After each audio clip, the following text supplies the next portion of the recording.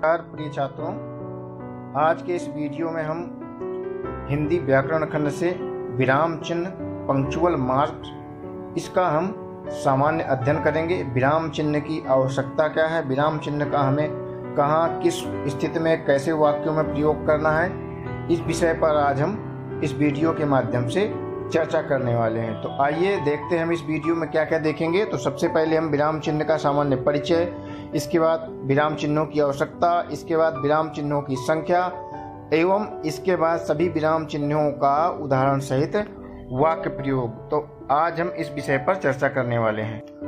तो सबसे पहले विराम चिन्ह का सामान्य परिचय देखते हैं। जब हम भिन्न भिन्न प्रकार के भावों और विचारों को स्पष्ट करने के लिए जिन चिन्हों का प्रयोग वाक्य के बीच या अंत में किया जाता उन्हें हम विराम चिन्ह कहते हैं। तो सामान्य है, भिन्न भिन्न प्रकार के भाव हमारे वाक्यों के माध्यम से प्रस्तुत होते हैं, तो उनका जो हम वाक्यों में प्रयोग करते हैं और बीच या अंत में जब हम उन चिन्हों का प्रयोग करते हैं तो उन्हें हम विराम चिन्ह कहते हैं। दूसरे शब्दों में अगर कहा जाए तो विराम का सामान्य अर्थ आप हिंदी भाषा में जानते ही हैं कि रुकना या ठहरना होता है।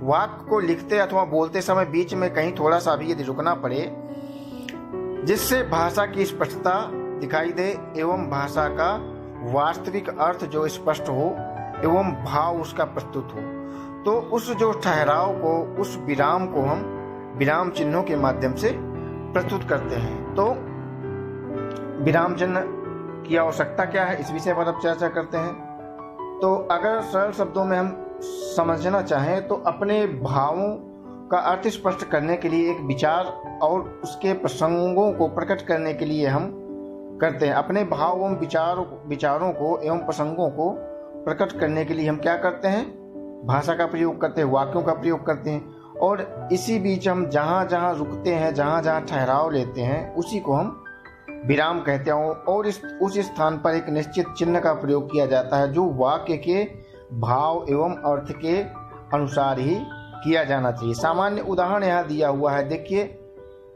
यह विराम चिन्ह का प्रयोग न किया जाए तो अर्थ का अनर्थ भी हो जाता है। यदि विराम चिन्हों का प्रयोग हम सामान्य और सही तरीके से ना करें तो उसका अर्थ का अनर्थ भी हमें देखने को मिलता ही है। जैसे रोको मत जाने दो, तो यह पूरा वाक्य हो गया, सामान्य वाक्य है, लेकिन इसको विराम चिन्ह बीच में लगा दिए, रोको, बाद में बोल रहे हैं मत जाने दो, रोको मत, फिर बोल रहे हैं जाने दो। तो इससे क्या होता है कि वाक्य का जो है अर्थ, जो हम वास्तविक अर्थ जो हम उसका निकालना चाहते हैं, वह अर्थ बिल्कुल भी सही तरीके से उसकी भाव की अभिव्यक्ति नहीं होगी। ठीक है, इसलिए हमें विराम चिन्हों का पूरा ज्ञान अत्यावश्यक है। अब विराम चिन्ह की आवश्यकता क्यों पड़ती है हमें, तो सामान्य है। विराम शब्द का शाब्दिक अर्थ है ठहराव। जिस प्रकार से जीवन की दौड़ में मनुष्य कहीं न कहीं रुकना या ठहरना पड़ता है, विराम की आवश्यकता हर व्यक्ति को होती है। जब हम काम करते करते थक जाते हैं तब मन आराम चाहता है। यह आराम विराम का ही दूसरा नाम है। पहले विराम होता है, फिर आराम। स्पष्ट है कि साधारण जीवन में भी विराम की आवश्यकता है। लेखक मनुष्य के जीवन की एक विशेष मानसिक अवस्था है। लिखते समय लेखक यूं ही नहीं दौड़ता, बल्कि कहीं कहीं थोड़ी देर के लिए रुकता है, ठहरता है और पूरा विराम लेता है। ऐसा इसलिए होता है कि हमारी मानसिक दशा की गति सदा एक जैसी नहीं होती है, और यही कारण है कि लेखन कार्य में भी हम विराम चिन्हों का प्रयोग करते हैं। और यदि इन चिन्हों का उपयोग न किया जाए तो भाव अथवा विचार की स्पष्टता में बाधा पड़ेगी और वाक्य एक दूसरे के बीच में ही उलझ जाएंगे और पाठक उसका सामान्य अर्थ नहीं समझ पाएंगे। पाठक के भाव बोध को सरल सुबोध बनाने के लिए हम विराम चिन्हों का प्रयोग करते हैं। सामान्य अगर हम कहें तो वाक्य के सुंदर गठन एवं भावों की अभिव्यक्ति की स्पष्टता दिखाने के लिए हम क्या करते हैं, विराम चिन्हों का प्रयोग करते हैं। जो हमारा वाक्य है उसको हम सुडौल, सुंदर गठित दिखाने के लिए और उसका जो स्पष्ट भाव है उसको स्पष्ट करने के लिए हम क्या करते हैं, विराम चिन्हों का हम प्रयोग करते हैं। हिंदी भाषा में कुल 13 प्रकार के चिन्हों का विराम चिन्हों का हम प्रयोग करते हैं, परंतु हिंदी भाषा के जो अन्य कई प्रकार के जो हमारे विद्वान हैं उनके अनुसार विरामों की संख्या कुछ अधिक भी है, लेकिन सामान्य जो सर्वाधिक प्रतिष्ठित चिन्ह हैं वो 13 प्रकार के हिंदी भाषा में प्रयुक्त होते हैं, जो कि आपके सामने उपस्थित हैं। जैसे पहला है अल्प विराम, जिसे हम कॉमा कहते हैं। दूसरा है अर्ध विराम, जिसे हम सेमी कॉमा कहते हैं। तीसरा है पूर्ण विराम, जिसे हम फुल स्टॉप भी कहते हैं। उनके सामने चिन्ह बने हुए हैं, आप चिन्हों को भी देख सकते हैं। नेक्स्ट हमारा है कोलोन, उसे हम उपविराम भी कहते हैं। इसके बाद है पांचवा है विस्मयादिबोधक चिन्ह, साइन ऑफ इंटरजेक्शन। ठीक है। इसके बाद छठवां हमारा है प्रश्नवाचक चिन्ह, क्वेश्चन मार्क। सातवां हमारा है ब्रैकेट, कोष्ठक। आठवां हमारा है योजक चिन्ह, जिसे हम हाइफन कहते हैं। इसके बाद नेक्स्ट है नौवां हमारा है अवतरण चिन्ह या उद्धरण चिन्ह, जिसे हम इन्वर्टेड कॉमा कहते हैं। 10वां हमारा है लाघव चिन्ह, ऑब्जर्वेशन चिन्ह। ठीक है। 11वां हमारा है आदेश चिन्ह, साइन ऑफ फॉलोइंग। 12वां हमारा है रेखांकन चिन्ह, जिसे हम अंडरलाइन भी अंग्रेजी भाषा में कहते हैं। और लास्ट हमारा है लोप चिन्ह, मार्क ऑफ ओमिशन। तो इन चिन्हों को आपने अधिकतर, इन दोनों प्रकार के चिन्हों को आपने अधिकतर कहाँ देखा होगा? अपने हिंदी भाषा की पुस्तकों में अधिकतर आपने देखा होगा, और अधिकतर आपने अपने लेखन करते हुए आपने इनका प्रयोग भी किया होगा। तो अब हम समझते हैं क्रमशः शुरू से लेकर के अंत तक के विराम चिन्हों का प्रयोग हम कैसे कैसे करते हैं। तो पहला हमारा जो विराम चिन्ह था वह कौन था? अल्प विराम, जिसे हम कॉमा कहते हैं। तो इसकी स्थिति क्या है, कहाँ कहाँ इसका हम प्रयोग करते हैं? तो वाक्य में जहाँ थोड़ा रुकना हो या अधिक वस्तुओं व्यक्तियों को अलग अलग करना हो, वहाँ हम अल्प विराम चिन्ह का प्रयोग करते हैं। जहाँ वाक्य में हमें थोड़ा सा रुकना हो और अधिक वस्तुओं का, बहुत सारी वस्तुएं हों, उनको हमें अलग अलग करना हो, तो वहां पर हम क्या करते हैं? अल्प विराम चिन्ह का प्रयोग करते हैं। जैसे अल्प विराम में हमें थोड़ा सा बिल्कुल विश्राम लेना होता है। ठीक है। जैसे भारत में गेहूं, चना, बाजरा, मक्का आदि की फसलें उगाई जाती हैं। तो यहाँ स्थिति क्या है? हमें बहुत सारी चीजों को दर्शाना है, जैसे गेहूं, चना, बाजरा, मक्का। तो इसके लिए हमने किस चिन्ह का प्रयोग किया? अल्प विराम चिन्ह का प्रयोग किया। इसके कुछ मुख्य नियम भी हैं, जिन्हें हम इस स्थिति में कैसी स्थिति में इनका प्रयोग करते हैं। तो जब वाक्य में 2 से अधिक समान पदों और वाक्यों के संयोजक अव्यय और आए, वहां अल्प विराम का प्रयोग होता है। जहां पर और शब्द आए, वहां पर भी हम अल्प विराम का प्रयोग करते हैं। जैसे राम, लक्ष्मण, भरत और शत्रुघ्न राजमहल में पधारे, तो और यहाँ पर मिला हमें, और इसके साथ साथ कई नाम मिले हमें, राम, लक्ष्मण, भरत, शत्रुघ्न। तो इनके बीच में भी हम अलग अलग व्यक्तियों को दर्शाने के लिए भी हम अल्प विराम चिन्ह का प्रयोग करते हैं। इसी प्रकार से इसका नीचे एक उदाहरण और दिया हुआ है, जहाँ शब्दों को 2 या 3 बार दोहराया जाए, वहां पर भी हम अल्प विराम चिन्ह का प्रयोग करते हैं। जहां पर शब्दों को 2 या 3 बार बार दोहराया जाए, वहां पर भी हम अल्प विराम का प्रयोग करते हैं। जैसे वह दूर से, बहुत दूर से आ रहा है, तो यहाँ दूर से 2 बार हमने प्रयोग किया, यहाँ पर भी हमें अल्प विराम का प्रयोग करना पड़ेगा। इसी प्रकार सुनो, यहाँ पर भी हमने दोहराया वाक्य को, शब्द को। नहीं, ऐसा कभी नहीं हो सकता था, यहाँ पर भी हमने दोहराया वाक्य को, इसलिए यहाँ पर हम अल्प विराम का प्रयोग करेंगे। नेक्स्ट हम देखेंगे अर्धविराम। अर्धविराम की स्थिति क्या है, कहाँ पर इसका हम प्रयोग करते हैं? तो जहाँ अल्प विराम से अधिक और पूर्ण विराम से कम, जिस स्थिति में जहाँ जिस वाक्य में हम अल्प विराम से थोड़ा सा अधिक लेकिन पूर्ण विराम से कम, अल्प विराम से थोड़ा सा अधिक और पूर्ण विराम से कम ठहरते हैं, उस स्थिति में हम अर्धविराम का चिन्ह का प्रयोग करते हैं। यदि, और दूसरी स्थिति क्या है? यदि एक वाक्य या वाक्यांश दूसरे वाक्य या वाक्यांश का संबंध बताता हो, वहां पर भी हम अर्धविराम का प्रयोग करते हैं। जैसे कोई वाक्य है और दूसरे वाक्य का वह संबंध बताता हो, तो उस स्थिति में भी हम अर्धविराम का प्रयोग करेंगे। और इसके कुछ विशेष नियम हैं। आमतौर पर अर्धविराम 2 उपवाक्यों को जोड़ता है जो थोड़े से असंबद्ध होते हैं। एवं जिन्हें और से नहीं जोड़ा जा सकता। अर्धविराम का प्रयोग हम कहाँ करते हैं? आम जहाँ पर दो उपवाक्य एक दूसरे से थोड़ा असंबद्ध होते हैं और जहाँ पर और के प्रयोग से उनको नहीं जोड़ सकते, उस स्थिति में हम क्या करते हैं? अर्धविराम का प्रयोग करते हैं। जैसे फलों में आम को सर्वश्रेष्ठ फल माना गया है, किंतु श्रीनगर में और ही किस्म के फल विशेष रूप से पैदा होते हैं। तो ये देखिए, यहाँ पर जो पहला वाक्य है वो दूसरे वाक्य से संबद्धता बता रहा है, लेकिन और के माध्यम से इस वाक्य को हम नहीं जोड़ सकते, इसलिए यहाँ पर हमने क्या प्रयोग किया? अर्धविराम का प्रयोग करके हमने वाक्य को स्पष्ट किया।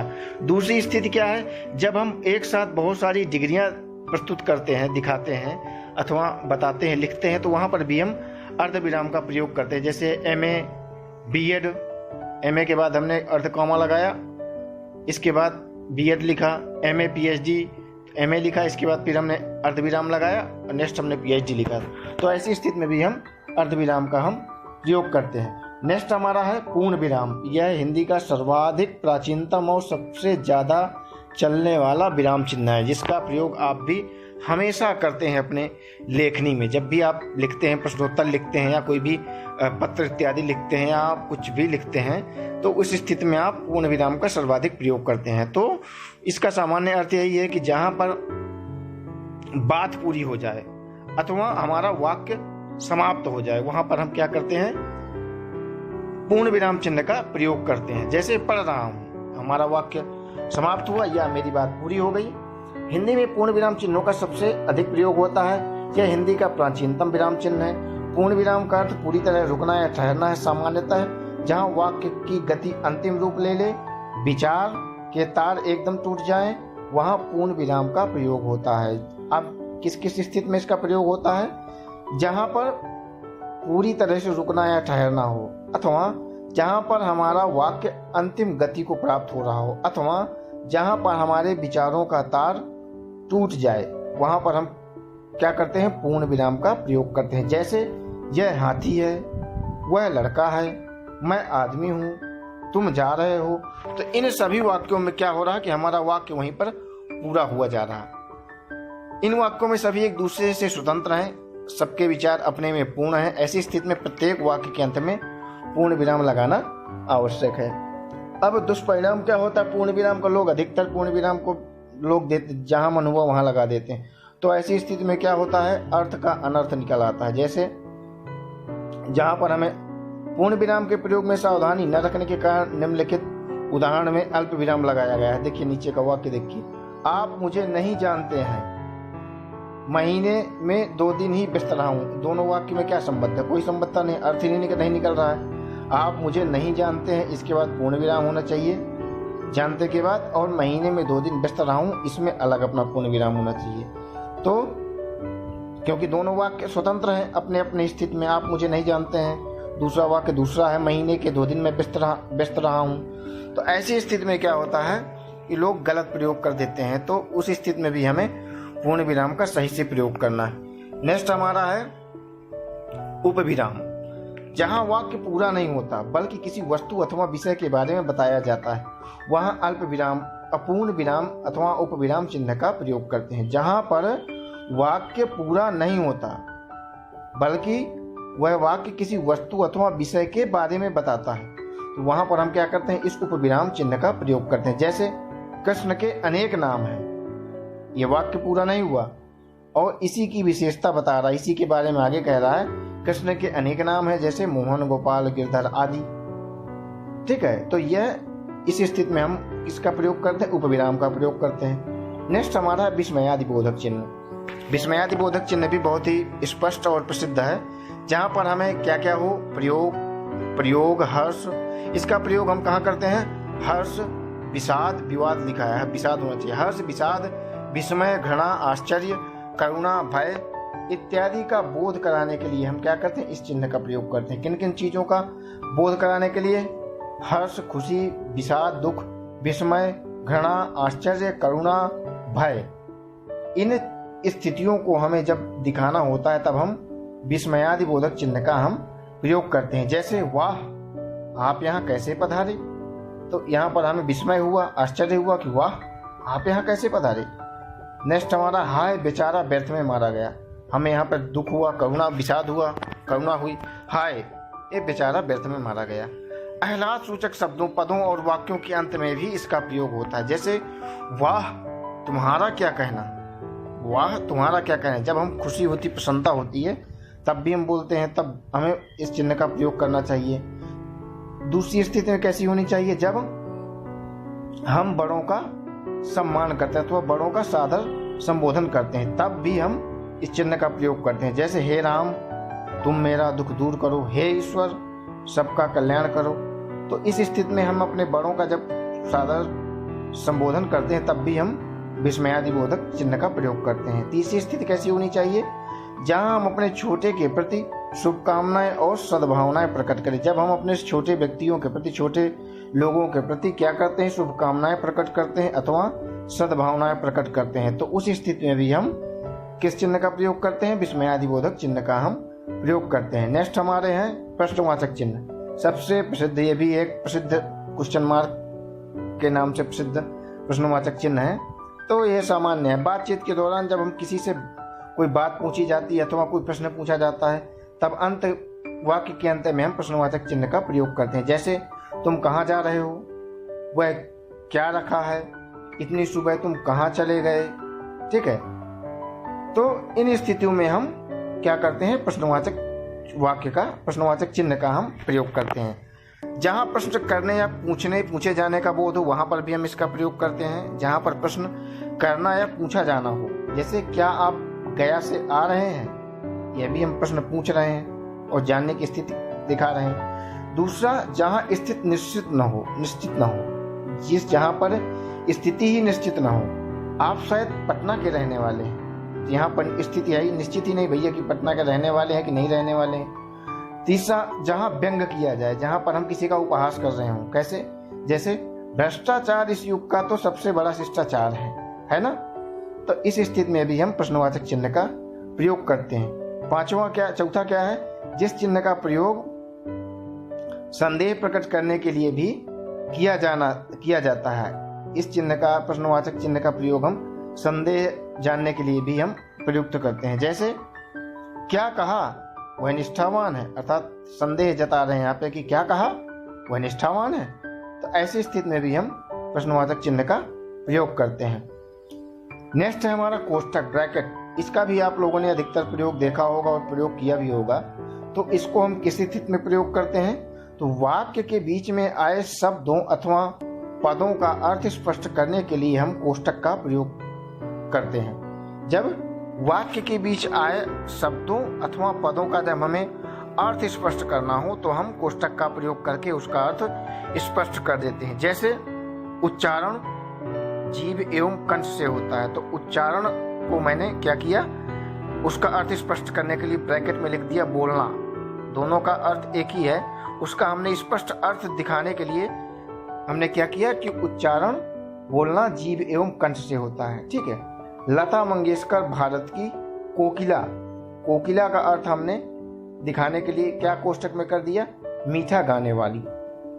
ठीक है, तो ऐसी स्थिति में हम कोष्ठक का प्रयोग करते हैं। आठवां हमारा है योजक चिन्ह। योजक जिसे हाइफन बोलते हैं इंग्लिश में भाषा में, तो इसका प्रयोग हम कहाँ करते हैं, तो हिंदी में अल्प विराम के बाद योजक चिन्ह का प्रयोग अधिक होता है। अल्प विराम के बाद योजक चिन्ह का हम प्रयोग अधिक से अधिक करते हैं। कैसे, जब दो शब्दों में परस्पर संबंध स्पष्ट करने के लिए तथा उन्हें जोड़कर लिखने के लिए योजक चिन्ह का प्रयोग किया जाता है। इसे विभाजक चिन्ह भी कहते हैं, इसका दूसरा नाम विभाजक चिन्ह भी है। जैसे जीवन में सुख दुख तो चलता ही रहता, तो यहाँ पर सुख और दुख के बीच हमने क्या किया, योजक चिन्ह लगाया। क्यों लगाया, क्योंकि ये दो शब्दों के परस्पर संबंध को स्पष्ट करता है। सुख और दुख, रात दिन परिश्रम करने पर ही सफलता मिलती है। तो भाषा विज्ञान की दृष्टि से हिंदी भाषा की प्रकृति विश्लेषणात्मक है, संस्कृत की तरह संश्लेषणात्मक नहीं है। संस्कृत में योजक चिन्ह का प्रयोग नहीं होता है। एक उदाहरण देखिए इस प्रकार से, गायंती रमना मानी सततम ये जना भुवि नमस्तेभ्यो नमस्तेभ्यो नमस्तेभ्यो पुनः पुनः। तो अब अगर इसका हिंदी अनुवाद इस प्रकार होगा, पृथ्वी पर जो सदा राम नाम गाते हैं मैं उन्हें बार बार प्रणाम करता हूँ। यह संस्कृत में रमना मानी लिखा गया है और हिंदी में राम नाम, ठीक है, राम नामानी, यहाँ पर हमने राम नाम लिखा। पुनः पुनः को भी हमने स्पष्ट किया, बार बार को भी हमने योजक चिन्ह के माध्यम से स्पष्ट किया था। संस्कृत और हिंदी में अंतर स्पष्ट होता है। तो ये आपका योजक चिन्ह हो गया। नेक्स्ट अब देखेंगे अवतरण चिन्ह, इन्वर्टेड कामा। तो यह इसका प्रयोग हम किस स्थिति में करते हैं? तो किसी की कही हुई बात को उसी तरह प्रकट करने के लिए हम अवतरण चिन्ह का प्रयोग करते हैं। जब हम किसी व्यक्ति की बात को बोलते हैं या लिखते हैं तो उसकी सेम टू सेम उस बात को प्रकट करने के लिए हम क्या करते हैं? अवतरण चिन्ह का प्रयोग करते हैं। जैसे राम ने कहा, क्या कहा? सत्य बोलना सबसे बड़ा धर्म है। तो जो राम ने कहा उसकी बात को जो हमें प्रकट करना है, सत्य बोलना सबसे बड़ा धर्म है, तो इसको हमने इन्वर्टेड कामा के माध्यम से स्पष्ट किया। उद्धरण चिन्ह के दो रूप हैं, इकहरा और दोहरा। अब इस क्या होता है कि उद्धरण चिन्ह अथवा अवतरण चिन्ह दो प्रकार से हम प्रयोग करते हैं। अधिकतर आपने देखा होगा कहीं एक एक कॉमा लगा होता है ऊपर ऊपर, कहीं डबल लगे होते हैं। तो एक और डबल क्यों लगाया जाता है, इसके लिए स्पष्ट करते हैं अब हम। जहाँ किसी पुस्तक से कोई वाक्य या अवतरण ज्यों का त्यों उद्धृत किया जाए वहाँ दोहरे उद्धरण चिन्ह का प्रयोग होता है, और जहाँ कोई विशेष शब्द, पद, वाक्य, खंड इत्यादि उद्धृत किए जाएं वहाँ इकहरे उद्धरण लगते हैं। जैसे जीवन विश्व की संपत्ति है, यह जयशंकर प्रसाद जी का वाक्य है। तो इसको हमने पुस्तक से सेम टू सेम उदाहरण लिख लिया, सेम टू सेम उस वाक्य को हमने लिख लिया अपने पास। तो हमने क्या किया? इस डबल इन्वर्टेड कामा का प्रयोग किया।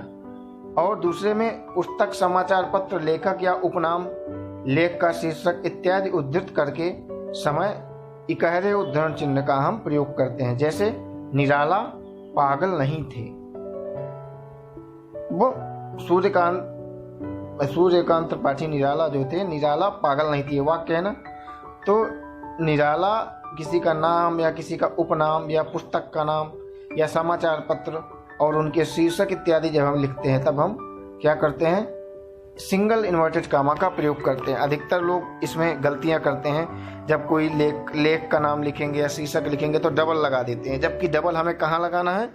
डबल हमें वहाँ लगाना है जब हम किसी पुस्तक से कोई वाक्य सेम टू सेम उठा करके हम उसको लें, ठीक है। तो इस प्रकार से ये हमारा कौन सा चिन्ह, अवतरण चिन्ह का प्रयोग हम इस प्रकार से करते हैं। नेक्स्ट हमारा कौन सा है? लाघव चिन्ह। लाघव का मतलब छोटा करना। जब हम किसी बड़े तथा प्रसिद्ध शब्द को संक्षेप में लिखने के लिए उस शब्द का पहला अक्षर लिखकर उसके आगे शून्य लगा देते हैं, यह शून्य ही क्या कहलाता है? लाघव का चिन्ह कहलाता है। जैसे पंडित का लाघव हम क्या लिखते हैं? पन करके 0 शून्य लगा देते हैं। डॉक्टर है तो डॉक्टर का पूरा डॉक्टर नहीं लिखते, डॉक्टर लिख के शून्य लगा देते हैं। प्रोफेसर का खाली प्रो लिखते हैं। तो जब हम किसी बड़े प्रसिद्ध शब्द का संक्षेप में लिखते हैं तब हम इस चिन्ह का प्रयोग करते हैं। नेक्स्ट हमारा है आदेश चिन्ह, ठीक है। तो इसका प्रयोग हम कहाँ करते हैं? किसी विषय को क्रम से लिखना हो तो विषय क्रम व्यक्त करने से पूर्व आदेश चिन्ह का प्रयोग किया जाता है। जब हम किसी विषय के क्रम को लिखते हैं तो विषय का क्रम जो हमें दिखाना है आगे चल के, उसको हम आदेश चिन्ह के माध्यम से स्पष्ट करते हैं। जैसे वचन के 2 भेद हैं, तो आगे हमें वचन के दोनों भेदों को दिखाना है, एक वचन, द्विवचन, बहुवचन। तो हमने क्या किया? आदेश चिन्ह का प्रयोग करके इसको हमने वाक्य को पूरा किया, ठीक है। तो आदेश चिन्ह का प्रयोग हमें कहाँ करना है? जब हम किसी विषय को क्रम से लिखें और उसकी क्रम की जो सूची है उसको व्यक्त करें, तब हम आदेश चिन्ह का प्रयोग करेंगे। नेक्स्ट है हमारे अंतिम है हमारा 12वें नंबर का रेखांकन चिन्ह, अंडरलाइन। अंडरलाइन का प्रयोग हमें कहाँ करना चाहिए? वाक्य में महत्वपूर्ण शब्द, पद, वाक्य रेखांकित कर दिए जाते हैं। जब हम किसी वाक्य में किसी महत्वपूर्ण शब्द या पद को क्या करते हैं? रेखांकित करते हैं, तब हम उस स्थान पर हम इस चिन्ह का प्रयोग करके अंडरलाइन करते हैं। जब कोई प्रसिद्ध होता है, जैसे गोदान उपन्यास प्रेमचंद द्वारा लिखित सर्वश्रेष्ठ कृति है, तो यहाँ पर लगा नहीं है, पर गोदान के नीचे क्या होना चाहिए? अंडरलाइन होना चाहिए। अभी इसमें इस शायद गलती से इसमें लिख गया है, पर इसके नीचे गोदान के नीचे अंडरलाइन होनी चाहिए। तो उसके माध्यम से क्या होता है? हम स्पष्टता दिखा रहे हैं इस चीज को कि गोदान जो है उपन्यास है वह किसका है? प्रेमचंद जी के द्वारा लिखित सर्वश्रेष्ठ कृति है। अंतिम हमारा जो चिन्ह है उसे क्या कहते हैं? लोप चिन्ह। लोप चिन्ह किस स्थिति में हम लोप चिन्ह का प्रयोग करते हैं? तो जब वाक्य या अनुच्छेद के कुछ अंश छोड़कर लिखना हो तो लोप चिन्ह का प्रयोग किया जाता है। जब कैसी स्थिति हो? जब कोई अनुच्छेद या कोई लेख हम लिख रहे हैं और उसके कुछ अंश को छोड़ करके फिर लिखना हो, तो हम क्या करते हैं? उस लोप चिन्ह का प्रयोग करते हैं। कैसा?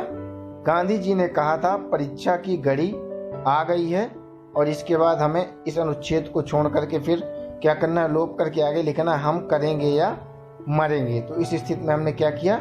लोप चिन्ह का प्रयोग करके हमने उस अनुच्छेद को पूरा किया।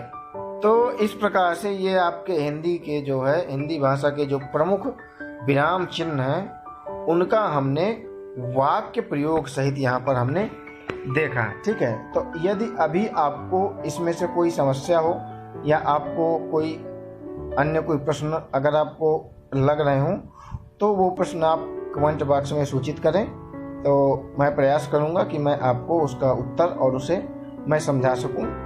ठीक है, तो इसी के साथ बहुत बहुत धन्यवाद आप सभी का।